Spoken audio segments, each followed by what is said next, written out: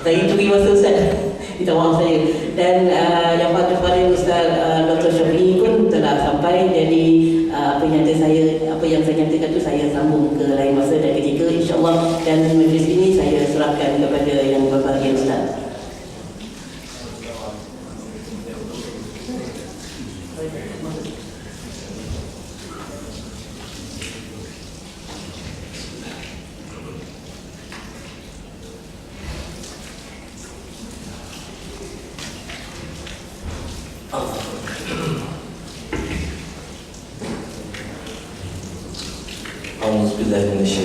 Bismillahirrahmanirrahim. Alhamdulillahirabbil alamin wassalatu wassalamu ala asyrafil anbiya'i wal mursalin walhamdulillahirabbil alamin. Rabbi shrah li sadri wa yassir li amri wahlul 'uqdatam min lisani yafqahu qawli. Qalu subhanaka la ilma lana illa ma 'allamtana innaka antal 'alimul hakim. Astaghfirullahalazim alladzi la ilaha illa huwal hayyul qayyum wa atubu ilaih. La haula wa la quwwata illa billahi al-'aliyyil 'azim. Hadirin hadirat rahmat Allah sekalian, Assalamualaikum warahmatullahi wabarakatuh. Pertamanya kita mengucapkan syukur pada Allah SWT atas nikmat Allah daripada kita dengan segala kesyukuran dan kita terus sambung sesuatu apa? Oh, jauh. Cuti sebulan kan? Okey, X satu-satu. Okey, pada jadi kalau kita tengok pada X satu-satu itu buku dan semua itu atas kali bagian atas kali ya, mulai dari jadi teks Al-Quran Al-Barakah sebagaimana firman Allah Subhanahu Wa Taala. Kita sebut kat situ pada surah Al-An'am, pada surah Al-An'am surah yang ke-6 ayat 155 disebut kat situ Allah sebut wa hadza kitabun anzalnahu mubarakun. Wahada kitabun anzalnahu mubarakun fattabi'uhu wattaqu la'allakum turhamun. Ini kitab Allah kata kami turunkan ia bawa barakah. Jadi Allah sebut apa? Fattabi'uhu. Apa makna fattabi'uhu? Ikutilah ia. Wattaqu. Wattaqu maknanya bertakwa, maknanya amalkan dia dengan ikhlas. Okey? La'allakum turhamun, supaya kamu dapat rahmat kepada Allah. Jadi Allah spesify pada Allah dah spesify Quran yang apa benda. Quran ni Allah kata kami turunkan ia bawa barakah dan tujuan Quran tu adalah untuk diikuti. Terus Allah suruh kita belajar Quran. Okey, tapi hari ini bila kita kata belajar Quran, perkataan belajar dalam bahasa Arab apa? Kata belajar. Darasa. Dalam bahasa Arab kita panggil darasa, belajar. Okey, bila kita kata belajar, macam mana belajar? Kita belajar sains mana? Mula-mula sekali baca. Lepas tu faham. Hafal. Dia belajar buat kapal terbang. Kalau dia pilot kan dia belajar buat kapal terbang. Macam mana belajar buat kapal terbang? Baca dulu. Lihat manual dia. Lepas tu faham dia. Lepas tu hafal dia. Ada ke tiap-tiap kali pilot tu nak buat kapal terbang, dia kena tiap-tiap kali, tiap-tiap satu kena tengok menu. Ada? Nak start engine kena tengok menu. Nak apa? Nak break kapal terbang kena tengok menu. Macam tu kan? Tak ada. Kalau tanya pilot, kebanyakan prosedur yang ada dalam kapal terbang tu walaupun menu ada, tapi dia dah hafal. Kalau tak ada, tak turun kapal terbang. Tapi itu dalam urusan dunia. Urusan dunia bila kita kata belajar, understood. Apa makna understood? Bila kita kata belajar mana? Kena baca, kena faham, kena apa? Kena hafal dan kena amalkan dia kena buat. Buat apa?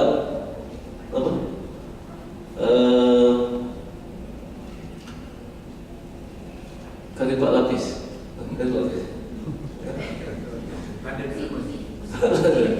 Itu susah sangat tu. Betul. Kan lapis kali buat pusing. Kali buat pusing. Kek lapis kan. Kita makan dia. Tahu cakap apa. Orang perempuan dia tahu kan. Buat kali 4 lapis, kali 4 lapis, kali 4 pusing. biasa buat dia buat.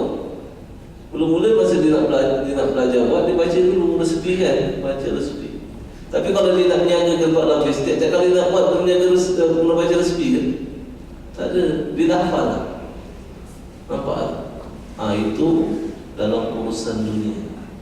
Tapi bila cakap pasal Quran, belajar Quran, orang faham. Baca aja. Kat mana Allah sebut? Dalam Quran. Itu saya cakap tuan-tuan, tiap-tiap apa yang saya sebut dalam Quran ada mana. Okey, Allah sebut, tuan-tuan boleh tengok pada surah Ar-Rum, pada surah Ar-Rum. Surah Ar-Rum adalah surah yang ke-30. Surah nombor 30 ayat yang ke-7. Pada surah Ar-Rum, surah yang ke-30 ayat 7, Allah kata apa? Ya'lamuna zahiran minal hayatid dunya. Ya'lamuna zahiran minal hayatid dunya wa hum 'anil akhirati hum ghafilun. Itu pada surah Rum ayat yang ke-7. Okey? Apa makna ya'lam? Mereka mengetahui. Zahiran, kalau tuan-tuan tengok pada terjemahan, dia kata mereka mengetahui yang lahir daripada kehidupan dunia dan dari kehidupan akhirat berkelalai. Kalau kita baca daripada terjemahan sekali lepas, dia tak akan bagi kita self-explanatory. Sebab terjemahan dia kadang-kadang dia tak terjemah dengan tepat, terjemahan dia tak terjemah dengan tepat. Itu sebab kenapa kita kena belajar bahasa dia. Perkataan zahiran, perkataan zahiran tu apa maknanya? Asal perkataan zahara. Zahara, kat mana kita jumpa kata zahara? Tuan-tuan mengaji tajwid. Okey? Izhar. Apa makna izhar? Dia jelas dan nyata. Maka apa makna dia kalau kita kata mereka mengetahui jelas dan nyata? Itu sebab kita kata zahiran dalam bahasa Arab disebut sebagai mahiran ataupun aliman. Maknanya mereka benar-benar mengetahui. Mereka benar-benar mahir dalam urusan dunia. Urusan dunia mahir. Bila kata-kata belajar, understood. Proses belajar itu adalah baca, faham, hafal, amal. Betul belajar sains dulu. Kalau tak hafal, kalau jawab biasa. Betul? Understood nak buat pusing kalau nak mahir kena hafal ni. Understood? Tapi urusan dunia itu nak buat kapal terbang semua juga. Nak pakai berapa lama tu? Urusan dunia itu nak pakai berapa lama? Paling lama 70 tahun. Itu pun nasib baik kalau hidup 70 tahun. Tapi kita benar-benar mahir perkara tersebut. Urusan nak bawa kita yang dipanggil wahum al-akhirati, benda yang ada kaitan dengan urusan akhirat, kehidupan akhirat. Apa benda yang ada kaitan dengan urusan dan kehidupan yang baik di akhirat? Nak dapat kehidupan yang baik di akhirat macam mana?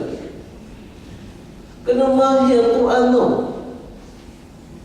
Sebab orang yang masuk syurga orang bertakwa. Orang bertakwa orang ikut peraturan. Kalau kita tak mahir peraturan tu macam mana ikut? Macam mana ikut? Kalau kita tak ikut, macam mana kita jadi orang bertakwa? Kalau kita tak jadi orang bertakwa, macam mana nak hidup selama-lamanya dalam keadaan baik? Sebab hidup akhirat adalah hidup yang selama-lamanya. Jadi ayat ni, tuan-tuan, dia datang dengan 3 hadis. 3 hadis Rasulullah SAW. Okey, yang Allah tegur. Itu sebab bila kita baca Quran, yang sebenarnya Allah tengah mendidik kita, tuan. Allah tengah beritahu kita, wahai manusia, kebanyakan antara manusia ni mereka mahir urusan dunia nak hidup 70 tahun, mereka mahir Tapi urusan nak hidup selama-lamanya, mereka ambil sambil urusan. Kalau kita tengok benda tu, tuan, dan orang yang cerdik dia akan buat apa? Dia akan fokus kepada kehidupan yang selama-lamanya. Itu sebab kenapa Allah sebut dalam Quran banyak manusia tak cerdik. Sebab Allah kata afala ta'qilun, kamu tak pakai akal ke? Allah cakap macam tu dalam Quran, tuan. Tapi bila manusia baca Quran, dia senyum je, tuan. Bila Allah kata afala ta'qilun, dia senyum je. Kenapa? Tak faham. Nampak? Bukan kita yang tak faham tu. Okey? Nampak?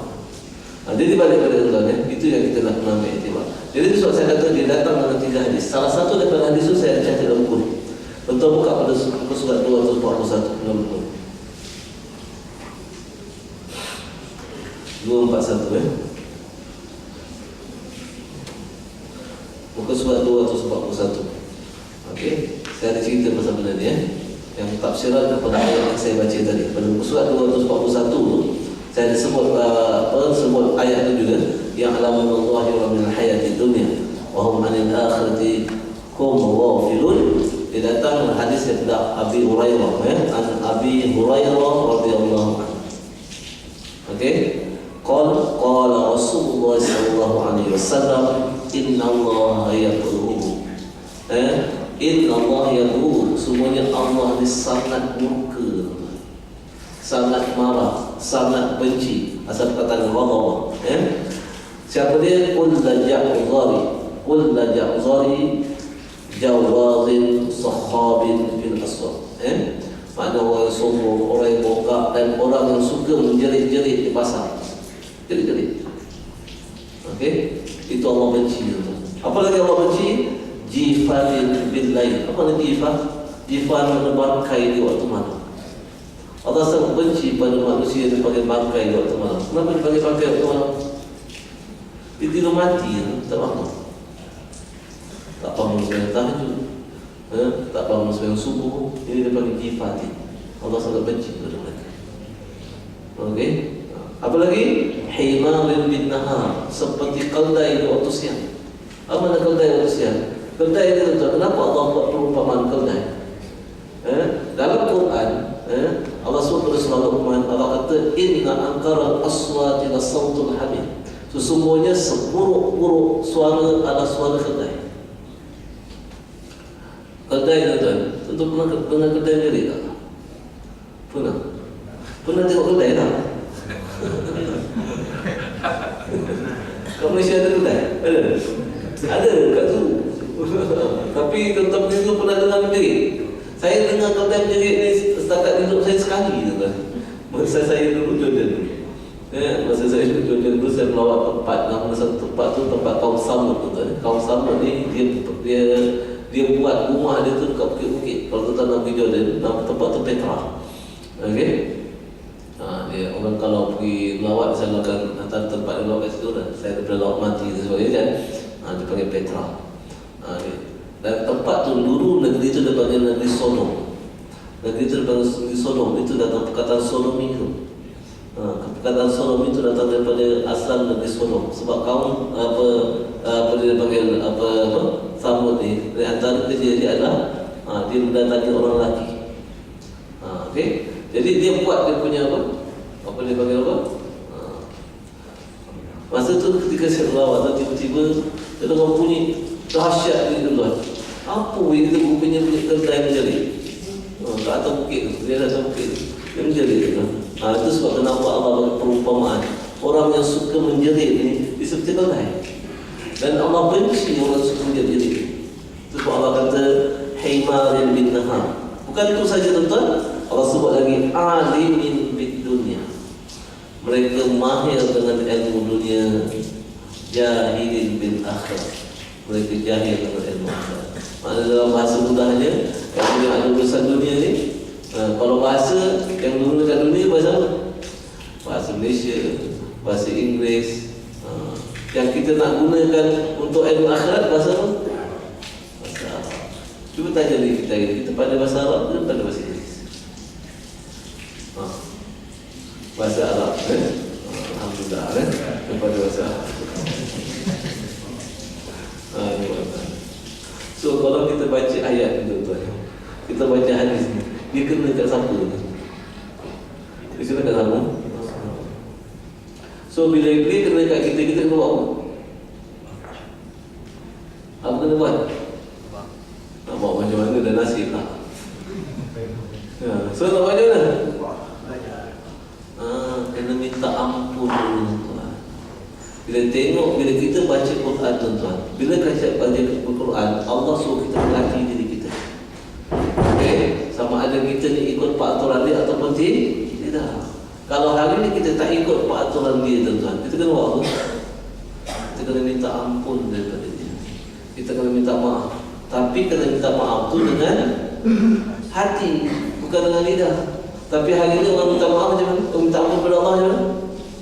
Astagfirullahaladzim. Bila tuan minta ampun itu? Orang tahu itu kan? Maksudnya kan? Jumpa lain tu kan apa? Jumpa. Pokok sujud, air beku, pokok tombak tu dia. Tombak. Ha. Jumpa. Okey, dekat tuan-tuan jumpa. Tuan-tuan faham tak tu? Apa yang Rasulullah SAW ajar bila kamu bertemu malam Lailatul Qadar? Bacalah innaka afuwwun karim tuhibbul afwa fa'fu anna. Maknanya Allah sudah minta ampun pada malam Lailatul Qadar. Okey, tuan-tuan minta ampun. Hari ini Ramadan ni tuan-tuan. Bukan pentingnya tuan-tuan jumpa tak jumpa malam Lailatul Qadar tu. Yang penting tuan-tuan buat apa malam. Okey, tuan-tuan mohon ampun. Okey, dengan lidah dan dengan hati. Apa beza dengan lidah dan hati? Hati tempat apa? Tempat niat, tuan-tuan. Hati tempat niat. Niat apa dah saya cakap lagi tu? Niat lagi. Sebelum Ramadan dia cerita, niat apa dia? Habis Ramadan dia lupa semua. Niat tu tuan-tuan adalah strong determination.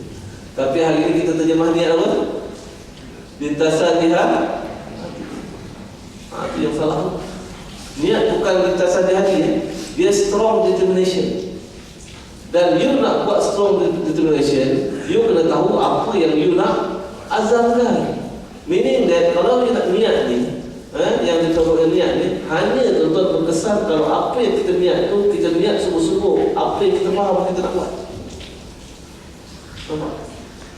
Kalau saya kata saya ni sebab semua amal bermula dengan niat tu.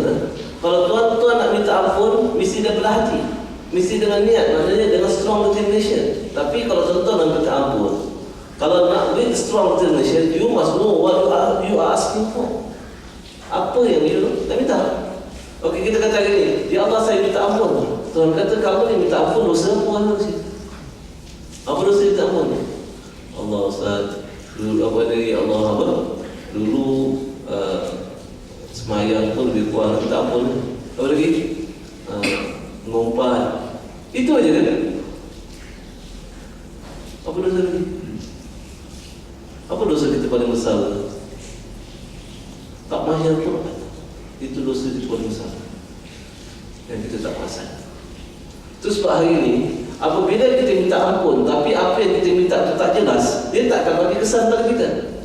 Hari ini kita sebut astagfirullahalazim, astagfirullahalazim, astagfirullahalazim. Tuhan kata kamu minta ampun dia berguna. Okey, saya nak tanya tuan, apa kalau kita nak kata bahawa apa yang kita minta itu jelas? Kita kata kita minta ampun, taubat kan? Apa tu taubat? Taubat tu boleh. Perkataan taubat tu atau perkataan apa? Tabar. Tu dia tak tahu kali yang berapa saya sebut. Menjadi masalah. Ada kalau masalah? Ada? Tak ada. So kalau tak ada, buat apa? Kita cari. Okey. Saya bagi panduan. Tuan-tuan cari mana ustaz-ustaz kita yang mengajar Arab melalui Al-Quran tu paling mudah cari tu. Tapi kalau tak ada, tuan-tuan cari dekat tempat. Saya mengajar kat sana. Okey, satu kelas di waktu malam pukul 9.30 hari Selasa malam Rabu. Tiap-tiap minggu. Ataupun tuan-tuan boleh datang waktu siang. Sekarang ni sebab dia orang pujuk saya.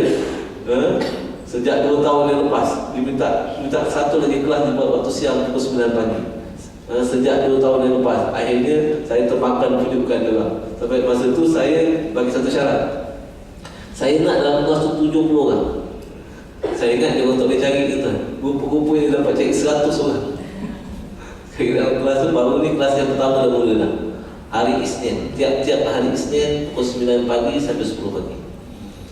Dulu kalau cakap waktu malam, Allah Ustaz, malam lah Ustaz. Enggak ada apa? Jauh lah Ustaz. Betul apa lagi? Malam nak datang payah. Menantu. Macam-macam lah. Buat waktu siang pula cakap apa? Kerja lah Ustaz. So macam tu bila nak belajar bahasa Arab kan? Tak payah belajar. Tak payah belajar apa dia? Kalau katakan kita tak nak mengaji tajwid ke, kita tak nak belajar bahasa Arab, kita cakap apa? Senang saya masuk neraka je. Senang apa? Jangan main-main tuan-tuan ya. Sebab belajar memahami Quran hukum dia apa? Wajib. Nak faham Quran tu kena faham bahasa dia. So nak faham bahasa dia kena belajar bahasa. Kalau tak belajar, tak faham tak apa, masuk neraka. Nampak tak ni? Jangan main tu ni. Kalau kita hari ni dia panggil masuk longkang ke, tuan ni boleh baik pada tuan ni. Kalau masuk neraka, apa cakap? Tak apa Ustaz, masuk neraka lama-lama besok masuk syurga dia. Ada orang cakap macam tu kan? Jangan ambil benda ni sambil okey. Jadi Allah kata kat sini, Allah sangat benci tuan-tuan. Jadi bila kita cakap macam tu, kita kena buat minta ampun. Maknanya taubat. Taubat apa maknanya? Kalau kita bertaubat dengan hati apa dia tuan-tuan? Perkataan taubat tu maknanya coming back. Taubat tu asal perkataan ada, asal perkataan raja'ah. Itu yang selepas kita puasa tu Allah bagi kita apa? Idul Fitri. Okey? Apa tu Idul Fitri? Perkataan Eid apa? Apa makna Eid? Asal perkataan Eid itu sama perkataan ada. Yang sebenarnya Idul Fitri itu maknanya ada, itu bertaubat tuan-tuan. Perkataan Eid itu maknanya taubat. Dia sama perkataan taubat, sama perkataan ada, makna kembali. Taubat makna kembali. Kembali pada apa? Bila kita kata kita bertaubat, kita nak kembali pada apa? Pada Allah. Apa makna kembali pada Allah? Kembali kepada mengabdikan diri pada Allah, ikut peraturan dia. Maknanya kembali untuk memahirkan diri kita dengan peraturan dia. So maknanya kita kata bila kita kata pasal kita nak taubat, maknanya saya, ya Allah, saya nak bertaubat ni. Maknanya saya berazam nak kembali kepada kamu. Maknanya saya berazam nak memahirkan semula diri saya dengan Al-Quran. Kalau tuan-tuan cakap benda tu, baru ia dipanggil niat. Sebab ia dicakap dengan full understanding. Sebab niat ni syarat dia mesti dengan strong determination with full understanding. Baru ia dipanggil niat. Okay? So maknanya kalau kita cakap benda tu without full understanding, ianya bukan apa? Ianya bukan niat. Kalau ia bukan niat, bermakna Allah tidak terima permohonan ampun kita. Sebab Allah kata innamal a'malu binniyat. Setiap perbuatan bermula dengan niat, dengan keazaman kita. Hari ini kalau kita tak pandai baca Quran, tapi kalau niat kita betul, Allah bagi pahala. Saya bagi contoh tuan. Hari ini katalah orang tu tak kerti baca Quran. Dia tengok Quran satu benda tak tahu. Dia tengok Quran, dia boleh tengok aja. Dia boleh tengok aja Quran. Buka selai, tengok. Buka selai, tengok. Tapi niat apa tu niat? Dia cakap kepada Allah, dia kata, ya Allah, saya mohon ampun kepada kamu, ya Allah. Sebab saya tak kerti baca, ya Allah. Tapi saya berazam, ya Allah. Saya berjanji kepada kamu, saya akan baiki diri saya. Okey, saya akan pergi belajar macam mana nak baca dia. Saya akan pergi belajar macam mana nak faham dia. Dan saya berjanji akan cuba mengamalkan dengan ikhlas sedaya upaya saya. Kalau orang tu dia tengok Quran dengan niat seperti itu tuan-tuan, dia tengok, dia tak tahu baca pun dia dapat. Sebab niat dia betul. Sebab dia tengok Quran tu dengan clear vision tuan-tuan. Orang putih kata crystal clear vision. Dia hari ni tuan-tuan nak selamatkan daripada neraka, satu dia sekarang. Bottom line dia belajar. Belajar Quran tu cara yang betul. Tu sebab Allah kata haqqa tilawah. Nak baca Quran ni dengan haqqa tilawah, dengan bacaan yang benar. Apa bacaan yang benar? Makna menepati dia punya objektif tu. Apa objektif Quran tu diturunkan? Untuk dibaca, difahami, dihafal dan diamalkan. Sebab dengan cara kita hafal, baru kita boleh amal dengan kaki kita. Itu sebab saya cakap, kalau dalam bab belajar benda lain, understood benda tu. Okey, tapi bab Quran mesti tidak faham apa tanggungjawab kita. Itu sebab hari ini jangan buat benda yang salah betul, yang seolah-olah nampak betul tapi salah. Kita hanya hari ini kita dah ngaji Quran. Okeylah, saya dah ngaji Quran, saya rasa masuk syurga. Jangan tuan-tuan, nak masuk syurga tak boleh main rasa tuan-tuan, dengan ayat ini. Itu yang kita nak kena ambil iktibar. Tapi hari ini kalau tuan-tuan baca Quran tidak dengan objektif yang jelas, makna tuan-tuan baca Quran Allah tak terima tuan-tuan. Kenapa? Sebab Allah hanya terima dengan ni. Ya. Dalam ayat yang jelas. Okey, hari ini kita baca Quran. Pandai baca Quran tu. Pandai dengan tajwidnya, dengan taranumnya, dengan hafaznya. Okey? Tapi tak faham. Maknanya kita tak baca Quran tu dengan objektif yang jelas. Kita baca ke? Kita baca ni. Sebab tujuan dia manual tuan-tuan. Kalau kita ada ke dalam hidup tuan-tuan kita baca satu benda for the sake of reading only. Ada ke? Kan? Buat apa tu? Baca. Dalam bahasa apa? Dalam bahasa Tamil. Oh, pandai ke? Tak pandai. Baca. Kalau tuan-tuan ambil sekolah Tamil tu tengok tuan-tuan. Katalah kalau ada gambar tu lain tak tengok aja kan. Macam buat apa tu? Baca sekolah Tamil. Kan? Oh, pandai bahasa Tamil. Tak pandai, tak tahu baca pun tengok aja. Apa orang akan cakap kita tu? Kalau kita buat macam tu. Mesti orang kata ni short wire mana. Nampak? Tapi tuan-tuan, okey, hari ini kita baca Quran tuan-tuan, baca dia tuan. Dan apa Allah cakap kita? Nampak? Ayat ni yang kita nak kena ambil kita. Waktu saya dipanggil Idul Fitri, balik kepada apa? Mana balik fitrah? Kembali. Kita panggil Idul Fitri apa ni? Hari Raya, betul? Hari Raya, berapa hari? Betul? Saya nak kata, bagi saya dalil bahawa Hari Raya itu sebulan. Dalam hadis Rasulullah SAW, Rasulullah sebut Hari Raya ini 2 hari. Itu sebab Allah sebut siapa yang menghidupkan malam Aid. Aid ni mana? 2 malam Hari Raya. Okey, apa 2 malam Hari Raya? Hari Raya Idul Fitri sama Idul Adha. Allah akan hidupkan hati dia pada hari yang Allah matikan hati-hati manusia. So maknanya Eid ni 2 hari saja. Idul Fitri sama yang sebulan tu Syawal. Okey. Okey. Yang puasa 6 hari tu adalah di bulan Syawal. Tapi nak apa? Nak kenduri, nak open house. Tak ada masalah dengan open house. Tapi banyak open house dia pun di cancel kan? Pasal MBH. Okey. Tak apa tuan. Okey. Jadi balik kepada apa yang saya cakap tadi. Idul maknanya balik pada fitrah. Balik pada fitrah, balik pada apa? Al-fitrah boleh. Itu nak memahami itu sebab kita nak faham Quran. Fitrah. Kita faham fitrah. Contoh balik pada fitrah ada? Hari itu balik pada fitrah. Balik ke tak? Balik kampung. Balik kampung, alhamdulillah balik kampung. Tapi balik kampung kena pastikan kita balik pada fitrah. Kan? Apa tu fitrah? Tak tahu apa fitrah, dirujuk juga pada Quran. Tentang buka satu lagi ayat pada surah Rum juga yang sebut pasal fitrah ni ayat yang ke-30. Surah nombor 30 ayat 30 Allah cerita pasal fitrah.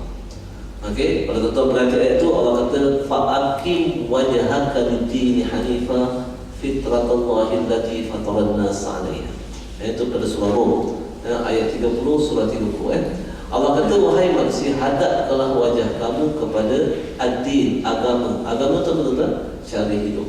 Dia kata dia mahu agama ni sebagaimana orang lain terjemah agama. Dia adalah cara hidup yang lurus.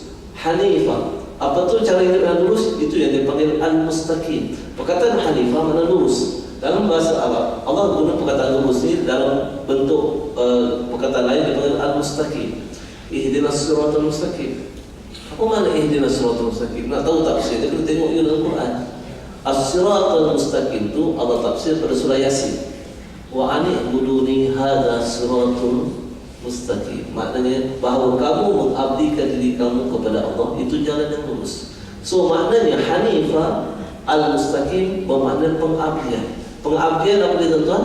Kita mengabdi kali ikut maknanya kita ikut peraturan.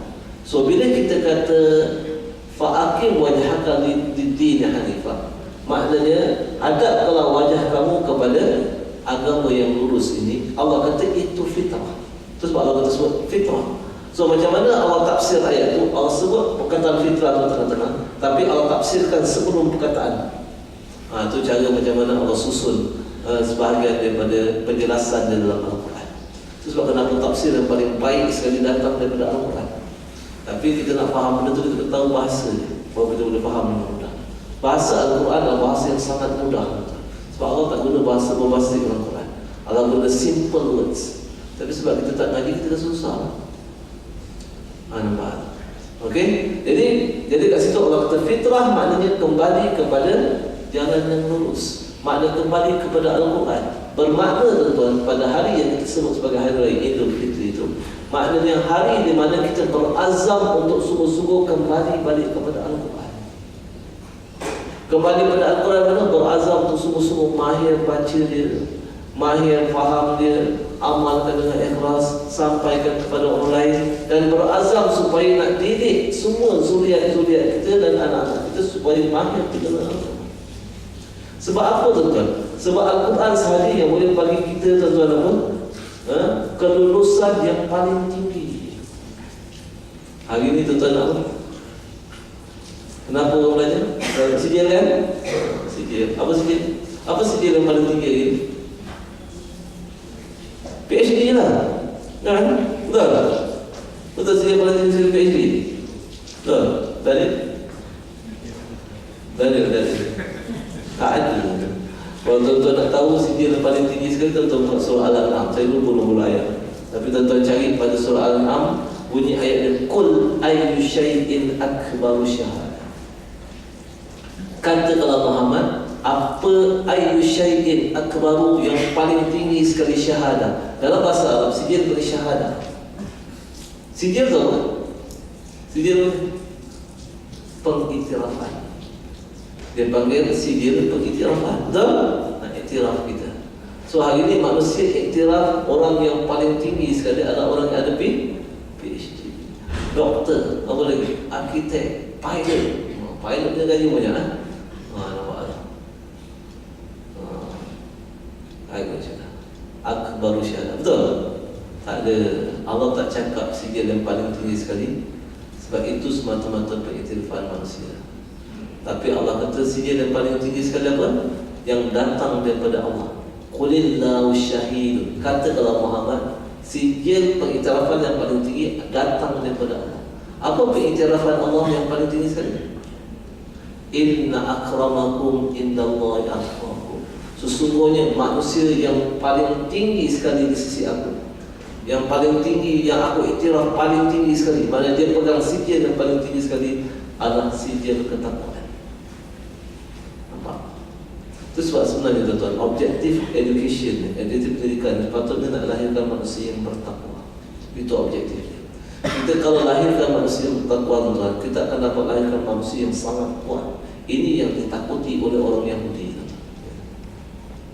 Itu sebab hari ini tuan-tuan,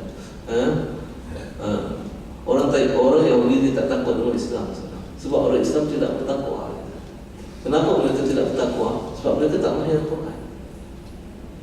Mereka kadang-kadang mahir baca saja.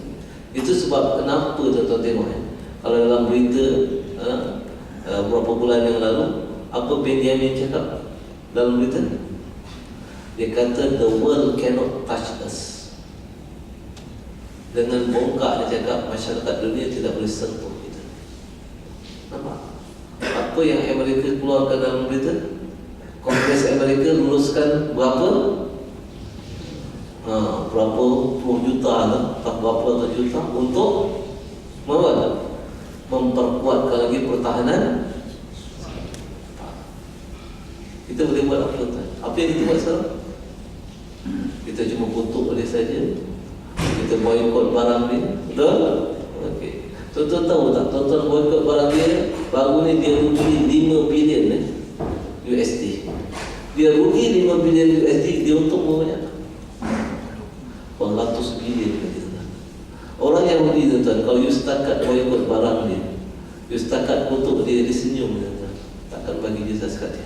Apa yang boleh beri jasa dia?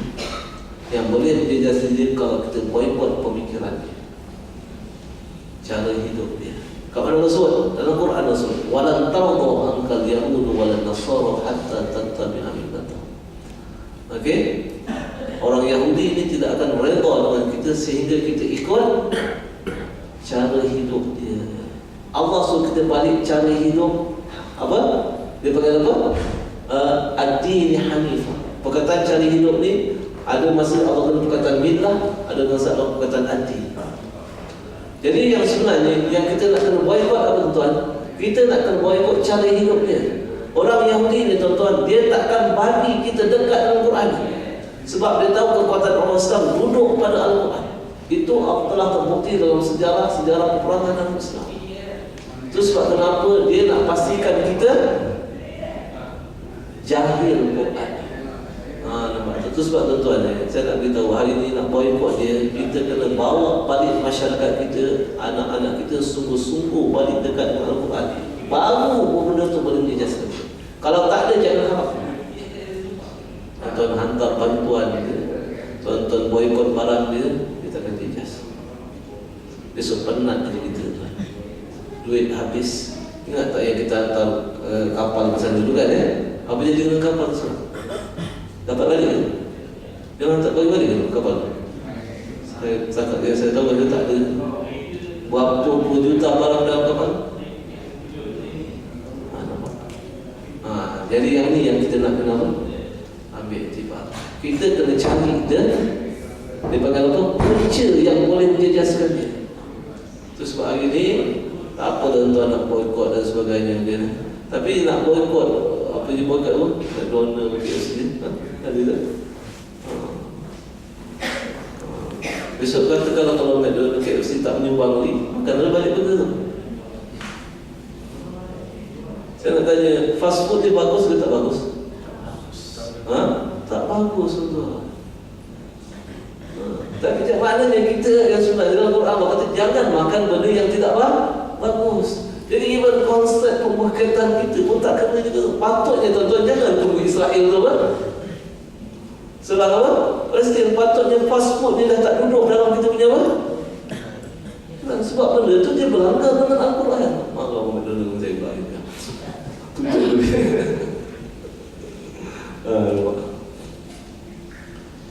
Itu tuan-tuan, itu yang kita nak kena faham sebenarnya.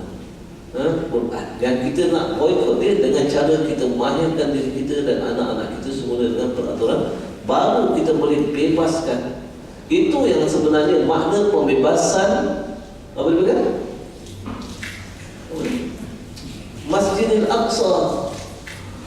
Yang Allah nak katakan nak bebaskan Masjidil Aqsa ni bukan setakat bebaskan Masjidil Aqsa itu secara fizikal tuan.